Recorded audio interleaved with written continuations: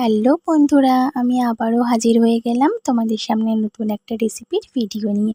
আজ আমি বানাবো নিরামিষ ঘুগনি। তার জন্য আমার কি কি লাগবে চলো সেগুলো তোমাদের একবার দেখিয়ে দিই। প্রথমেই আমি আলু ও নারকোলটাকে ভালো করে ধুয়ে কেটে নেব।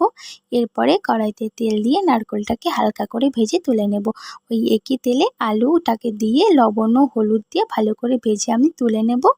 এরপরে ওই একই তেলে একটু শুকনো লঙ্কা, তেজপাতা, গোটা জিরে দিয়ে ভালো করে নেড়ে আদা বাটা, লঙ্কা বাটা, জিরে বাটা ও লবণ, হলুদ, ধনের গুঁড়ো, লঙ্কার গুঁড়োতে ভালো করে কষিয়ে নেব। আগে থেকে সিদ্ধ করে রাখা মটরগুলোকেও আমি এবার দিয়ে দেব।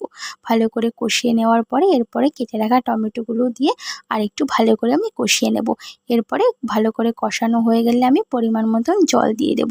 জল দেওয়ার পরে একটু ভালো করে ফুটে এলে সামান্য চিনি দিয়ে নামানোর আগে উপর থেকে গরম মশলা ও ধনেপাতা দিয়ে দিলে তৈরি আমাদের এই নিরামিষ ঘুগনি।